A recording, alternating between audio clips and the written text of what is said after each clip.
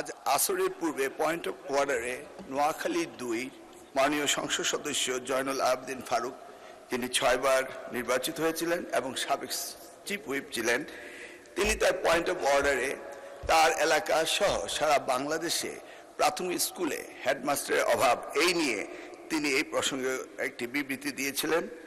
তার উত্তরে বলতে চাই, মাননীয় স্পিকার, ৩২,৫০০ নয়, এই যাবৎ এরপরে আরো ২৬০০, এরপর আরো ১৭,০০০ এই শিক্ষক নিয়োগ বিভিন্ন মামলার জটিলতার কারণে আমরা এই নিরসন করতে পারছি না।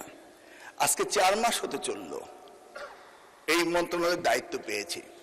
প্রথম সপ্তাহ থেকেই এই আদালত পাড়ায় এই মামলার জটিলতা নিরসনের জন্য চেষ্টা করেছি, কিন্তু জানি না এখন পর্যন্ত অ্যাপিলেট ডিভিশন থেকে কোনো কজ লিস্টে এগুলি আসছে না এবং সারা বাংলাদেশে এই শিক্ষকের অভাব সকলেই বলছে। এটি একটি নয়, এরপরে এনটিআরসিতে প্রতিষ্ঠান প্রধান নিয়োগ, কলেজের প্রতিষ্ঠান প্রধান নিয়োগ, সেটিও মামলার জটিলতায় ঝুলে আছে। সেখানেই শেষ নয়, প্রত্যেকটি প্রাথমিক স্কুলে আমাদের দপ্তরি কাম নাইট গার্ড, সেগুলিও মামলার কারণে ঝুলে আছে। আমাদের মামলার যদি পরিসংখ্যান দেখি তাহলে হাজার হাজার মামলা আমরা দেখতে পাচ্ছি। মাননীয় স্পিকার, ইতিমধ্যে আরো ৩৩,০০০ হেডমাস্টার পজিশন খালি হয়েছে। আপনি একটু ভেবে দেখুন, সারা বাংলাদেশে এই হেডমাস্টার এখনো যারা হেডমাস্টার হতে পারেননি তারা রিটায়ারমেন্টে চলে যাচ্ছেন এবং তারা হেডমাস্টার প্রমোশন পাচ্ছেননি।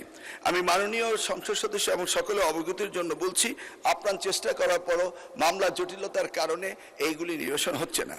ইতিমধ্যেই আবার প্রাথমিক স্কুলের প্রশাসনিক বদলির কথা বলা হয়েছে। আমি মাননীয় সংসদ সদস্যদের জ্ঞাতসারে বলতে চাই, এগুলি উপজেলা এবং জেলা এবং বিভাগ পর্যায়ে পাঠিয়ে দেওয়া হয়েছে।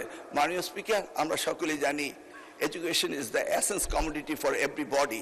অতএব সকলে এই বিষয়টি গুরুত্ব দেয়। আপনার মাধ্যমে আমি এই বিষয়টি সকলকে অবগত করলাম।